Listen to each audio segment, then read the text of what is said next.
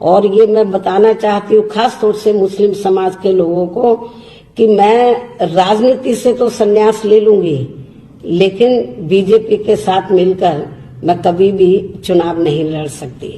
और मैं क्यों लूं राजनीतिक संन्यास?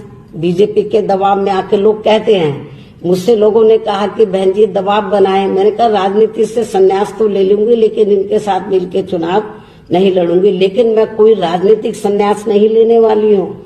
मैं बहुत मजबूत हूँ, बहुत तकड़ी हूँ और बहुत ही स्वाभिमानी हूँ। और ये मैं बताना चाहती हूँ कि मुझ पर चाहे कांग्रेस, सपा, बीजेपी कितने भी दबाव बनाए, मैं दबने वाली नहीं हूँ, न राजनीति से संन्यास लेने वाली हूँ। और मैं हर मोर्चे पर जो जातिवादी ताकतें हैं, पूंजीवादी ताकतें हैं, संकीर्ण व सांप्रदायिक ताकतें हैं, उनका मैं लड़कर मुकाबला करूंगी। बसपा सुप्रीमो बहन कुमारी मायावती ने एक बड़ा बयान दिया है। मुस्लिम समाज के बारे में कहा जाता है वह अपने आप को जहां देखेगा कि मैं यहाँ पर बिल्कुल सुरक्षा में हूं, तो वहां पर वह अपने वोट को कन्वर्ट करेगा। चाहे समाजवादी लोग हों, चाहे कांग्रेस हो या जितनी भी पार्टियां हैं, वह मुस्लिम समाज का वोट तो ले लेती हैं, लेकिन हक और अधिकार की बात करते हैं तो मुझे लगता है कि वह सबसे ज्यादा बसपा सुप्रीमो बहन कुमारी मायावती ने दिया है। और अगर सबसे ज्यादा बहन जी ने दिया है, लेकिन बीएसपी जो मुस्लिम समाज के वोटर हैं, वह कहीं ना कहीं कांग्रेस की तरफ या समाजवादी पार्टी की तरफ रुख अपनाते हुए नजर आते हैं। क्या कारण है कि सबसे ज्यादा सुरक्षा देने वाली, सबसे ज्यादा काम देने वाली, सबसे ज्यादा व्यापार व्यवसाय देने वाली पार्टी के समर्थन में थोड़ा सा सोचते हुए कंफ्यूज रहते हैं? क्या कहना चाहेंगे अभिषेक जी, किस नजर से आप देखते हैं? जी। और आज उसको खास करके जो हिंदुत्ववादी ताकत है भारतीय जनता पार्टी के रूप में, उनको इस देश में आइसोलेट कर रही है, अनटचेबल बना रही है, अछूत बना रही है राजनीतिक रूप से। जी। तो आपका जो सवाल है कि ये लंबे समय तक सत्ता के साथ रहे हैं, चाहे वो कांग्रेस की सत्ता हो, चाहे समाजवादी पार्टी की सत्ता हो, लेकिन इनको इनके साथ जो है कभी इनके खिलाफ दंगे भड़काए गए हैं। इनका जो रोजी रोजगार था, जो ये नौकरियों में आजादी के समय थे, इनका नौकरियों में जो है रिप्रेजेंटेशन कम हुआ है, शिक्षा में इनका रिप्रेजेंटेशन कम हुआ है। उसके बावजूद भी ये उन पार्टियों के साथ है जो इनका हक तो संस्थानिक रूप से, स्ट्रक्चरल रूप से, व्यक्तिगत नहीं, एक व्यवस्था के रूप में इनको जो है मजबूत करने की कोशिश करती है। चाहे अल्पसंख्यक मंत्रालय के माध्यम से एजुकेशन में आगे बढ़ाना हो, चाहे टीचरों के अपॉइंटमेंट, मदरसों में टीचरों का अपॉइंटमेंट करके और लोगों को यूनिवर्सिटी की व्यवस्था करके उनको उच्च शिक्षा में भेजने की बात हो, चाहे उनके स्कॉलरशिप के माध्यम से उनकी फीस भरने का मामला हो, तो चाहे रोजी रोजगार से संबंधित मामला हो, ऐसा करने के बावजूद भी मुस्लिम समाज का जो विश्वास है वो बहुजन समाज पार्टी पे क्यों नहीं आता है? जी। और जो इनको खाली वादा करते हैं, इनको जो है धोखा देते हैं, समाज के साथ जो है अन्याय अत्याचार करते हैं, ये उनके साथ क्यों खड़े हो जाते हैं? ये जो सवाल है आपका, ये बहुत ही महत्वपूर्ण है। और ये पूरा मुस्लिम समाज में भी इसके ऊपर विचार किया जाना चाहिए, और जो बौद्धिक तबका है इसका, उसको भी इस पे बहुत संजीदगी से विचार करने की जरूरत है। क्यों? क्योंकि इस देश को अगर हम उन्नत राष्ट्र बनाना चाहते हैं, तो इस देश में हर धर्म, हर जाति, हर मजहब के लोग को उन्नत होना जरूरी है। कि कोई भी अगर इस जो ये यात्रा है, विकास की जो यात्रा है, अगर उसमें कोई भी पिछड़ जाता है, कोई भी समाज पिछड़ता है, तो ये देश पे एक धब्बे की तरह काम करेगा, देश के ऊपर एक धब्बे की तरह होगा। ऐसे में जो मुस्लिम समाज है, उसके तरक्की की बात करना, उसको आगे बढ़ाने की बात करना, और जो आगे बढ़ाता है उसको मुस्लिम समाज जो है नजरअंदाज करता है, उसको वो तवज्जो नहीं देता है जो इनको ठगते हैं उनकी तुलना में। तो ऐसा ये क्यों करते हैं? पहली बात तो क्या है कि मुस्लिम समाज शैक्षणिक रूप से कमजोर है। शिक्षा के मामले में मुस्लिम समाज कमजोर है। मुस्लिम समाज को खुद ये विचार नहीं करता है कि उसकी जो तरक्की है, सामाजिक तरक्की, आर्थिक तरक्की, उसके लिए भारतीय संविधान कितना उत्तरदायी है और भारतीय संविधान को कैसे लागू किया जाना, इस बात पे मुस्लिम समाज पूरी तरह से अनभिज्ञ है। या ये कहिए कि जो अवेयरनेस होनी चाहिए, जो लेवल होना चाहिए जानकारी का, वो मुस्लिम समाज में बिल्कुल नहीं है। दूसरा जी कारण यह है कि मुस्लिम समाज यहाँ की जातिवादी जो मानसिकता है, चूंकि जातिवादी व्यवस्था है इस देश में,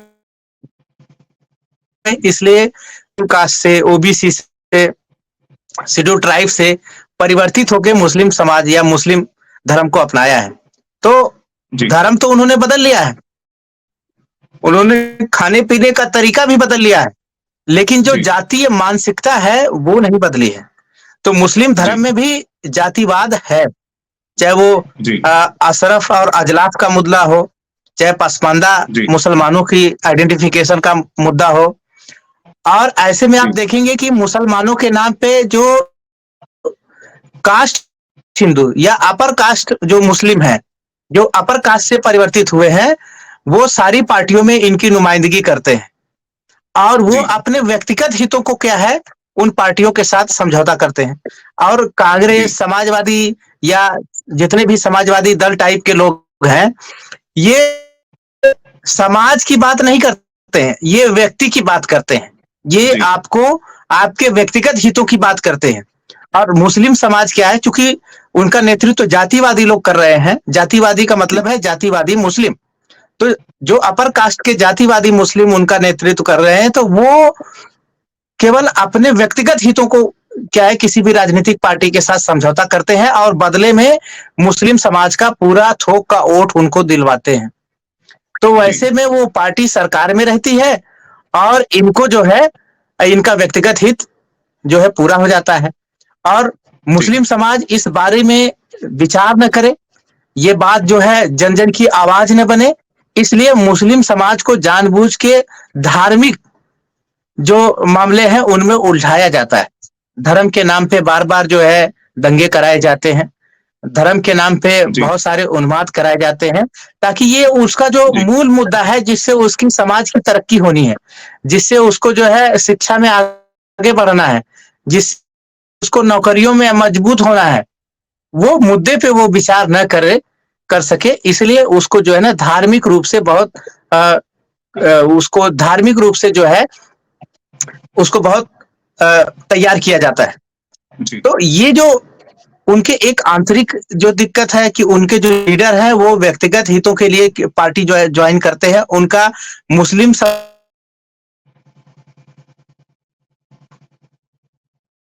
जी जितने भी लीडर हैं वो व्यक्तिगत, जो लोग उनसे व्यक्तिगत जुड़े होते हैं वो उन्हीं की बात करते हैं, वो मुस्लिम समाज की बात तो करते हैं, लेकिन वो काम उनका करते हैं जो उनसे जुड़े होते हैं। वो मुस्लिम जी समाज की के इंटरेस्ट को कभी भी आपको किसी भी प्लेटफॉर्म पे उठाते हुए नहीं मिलेंगे। जी और दूसरा क्या है कि मुस्लिम समाज शिक्षित ना हो पाए, वो मुख्य धारा की जो शिक्षा व्यवस्था है उससे न जुड़े, इसलिए उसको गुमराह करते हैं ये। तो जी मुस्लिम समाज चूंकि उनके ऊपर विश्वास करता है, इसलिए उनको आज तक देश आजाद होने के बाद से चाहे वो कांग्रेस हो चाहे समाजवादी पार्टियां हो, उनको आज तक जो है धोखा देती रही हैं। और जैसा जी कि आपको पता है कि मुस्लिम समाज जो है, जब सीएए का बिल पास हुआ, एनआरसी का बिल पास हुआ, तो पूरे देश में बहुत बड़ी संख्या में सड़कों पे उतरा और जी तब मुस्लिम समाज ने संविधान के प्रति जागरूकता जो है मुस्लिम समाज में आनी शुरू हुई। जी इसके पहले मुस्लिम समाज को जानबूझ के संविधान से कभी भी मुखातिब नहीं होने दिया गया। जब जी मुस्लिम समाज के लोग संविधान को पढ़ने लगे, तब उनको ये समझ में आया कि उनके जो अधिकार हैं वो इस देश में किसी से कम नहीं है। मुस्लिम समाज के लोग भी प्रधान से लेके, गांव के प्रधान से लेके इस देश के प्रधानमंत्री और राष्ट्रपति तक बन सकते हैं। जी तब उनको ये एहसास हुआ कि ये संविधान उनके साथ कोई भेदभाव नहीं करता है। अगर कोई भेदभाव करता है तो इस देश की सरकारें उनके साथ भेदभाव करती हैं और जी सरकारों को चलाने के लिए उनके ही नुमाइंदे क्या है, उनसे वोट दिलवाते हैं। जी तो ये जब सीए सीएए और एनआरसी का जो मुद्दा सामने आया, तब मुस्लिम समाज के बीच में ये जागरूकता आई।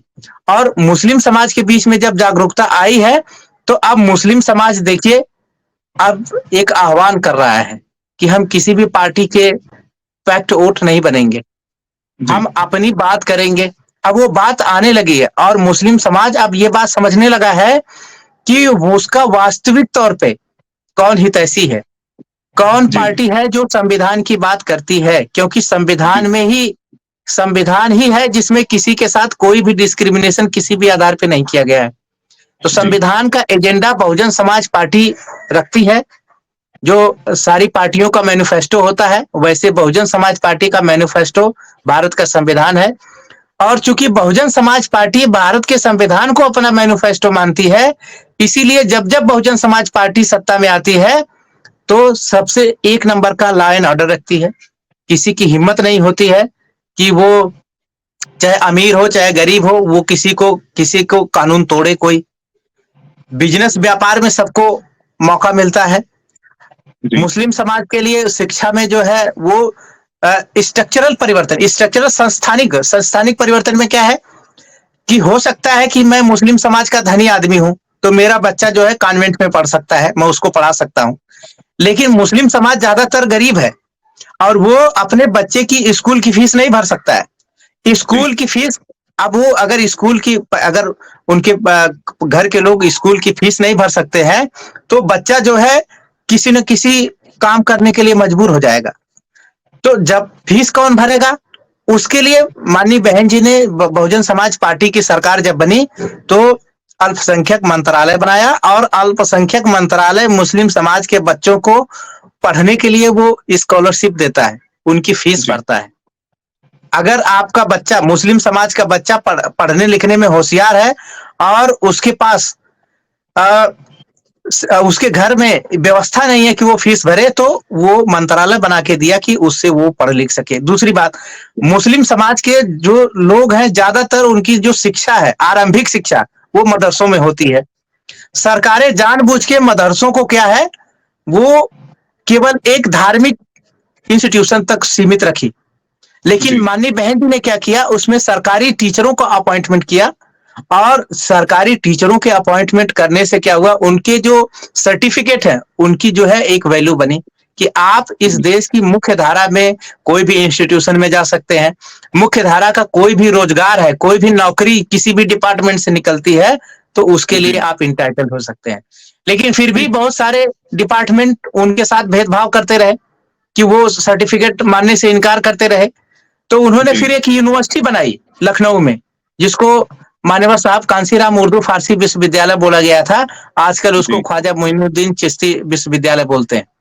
कि भाई उन मदरसों से अगर आपके पास सर्टिफिकेट हासिल आपने किया है, तो आप उस यूनिवर्सिटी में आप अपना दाखिला लें, और उस यूनिवर्सिटी के सर्टिफिकेट की बदौलत आप, कोई भी इस देश का संस्थान ऐसा नहीं है जिसमें आप चाहे गरीब हो चाहे अमीर हो, अगर उस यूनिवर्सिटी से आपने सर्टिफिकेट हासिल किया है तो आपको रोजगार देने से, आपको नौकरी देने से वो मना कर दें।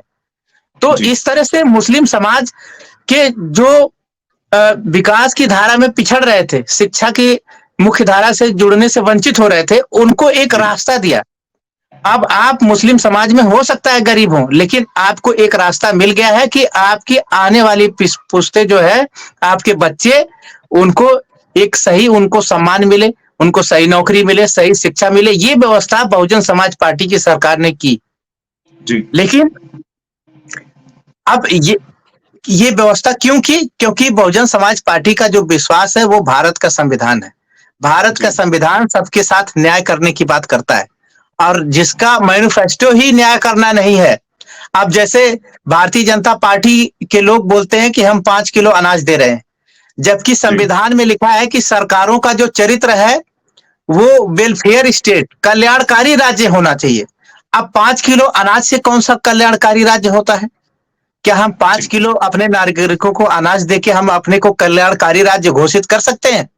या हम जो संविधान की जो भावना है, जो संविधान का लक्ष्य है, क्या हम उसको पूरा कर रहे हैं? नहीं। लेकिन वो 5 किलो अनाज को देके भी क्या है, अपने को कल्याणकारी बता रहे हैं कि हम कल्याणकारी लोग हैं, हम आपका जी। जो है भूख का इलाज कर रहे हैं।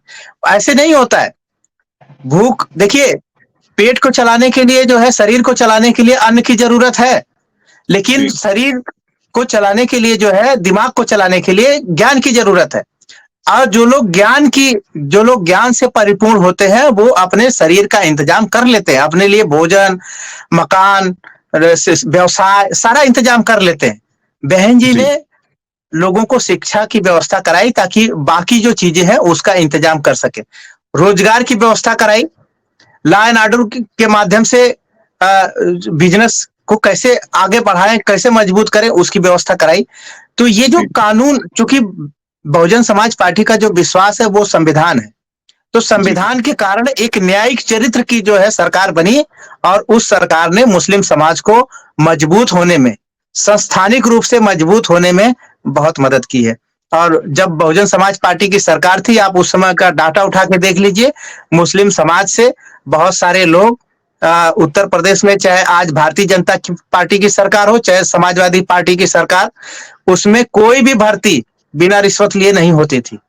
लेकिन बहन जी के शासनकाल में एक भी भर्ती ऐसी नहीं हुई जिसमें किसी ने रिश्वत दी हो।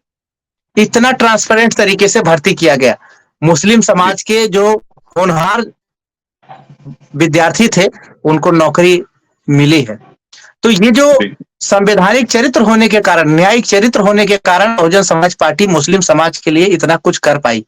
लेकिन वही जी। बात है, क्योंकि मुस्लिम समाज की जो मुस्लिम समाज की जो डिपेंडेंसी है, वो उन लोगों के ऊपर है, वो उनको अपना नेता मानते हैं, जो लोग किसी पार्टियों में उनका सौदा करते हैं, जो अपने जी। व्यक्तिगत हितों के लिए उनका सौदा करते हैं।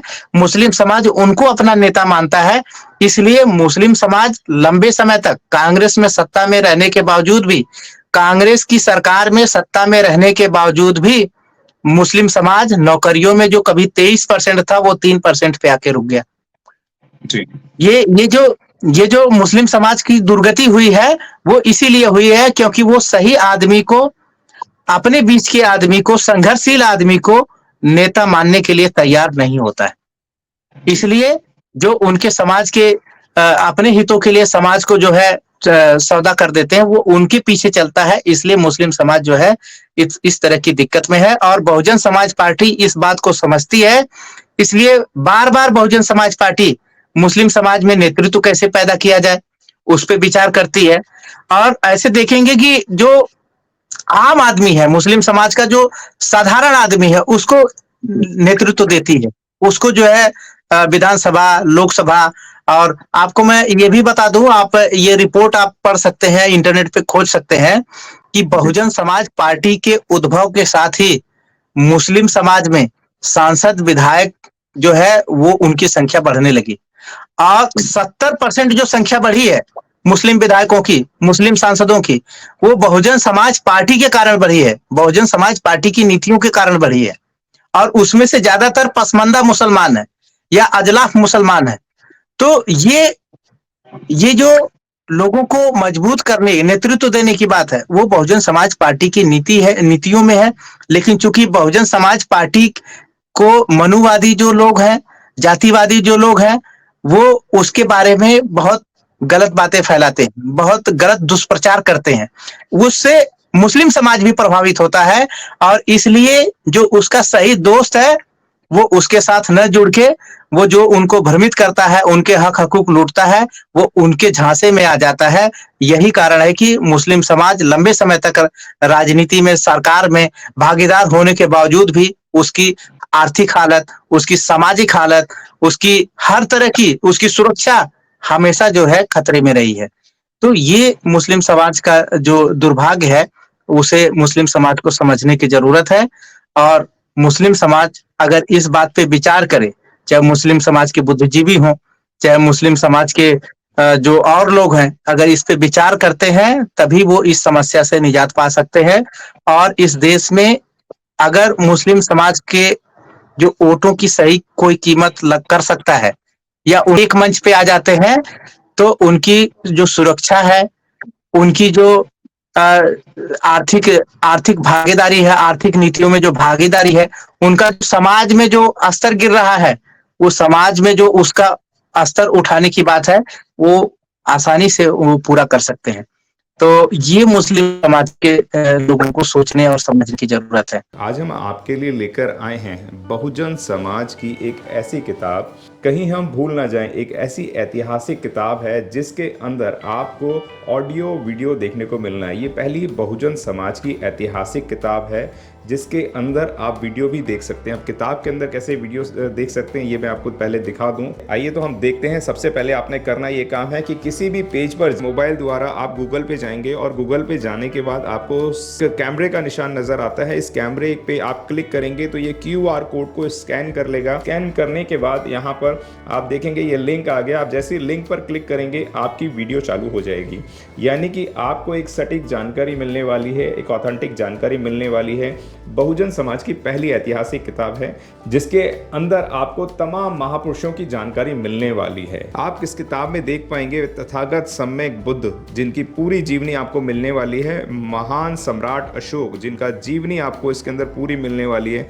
संत कबीर दास, संत शिरोमणि गुरु रविदास, सम्राट मीर भोज जिन्होंने इतिहास रचने का काम किया, गुरु घासीदास बाबा, वीरांगना झलकारी बाई, वीरांगना उदा देवी पासी, नागेली वीरांगना की कहानी, एकलव्य जिसका अंगूठा काट लिया था धोखे से, चोखा मेला हरिचंद ठाकुर, ज्ञानदीप छत्रपति शाहूजी महाराज, बिरसा मुंडा, ज्योतिबा फूले, माता सावित्रीबाई फूले, फातिमा शेख, EV रामास्वामी, स्वामी अच्युतानंद, बाबा साहब डॉक्टर BR अम्बेडकर जिनका मूल ग्रंथ आपको इसमें छोटी सी किताब में मिलने वाला है। आप ऑडियो भी देख सकते हैं, वीडियो भी देख सकते हैं।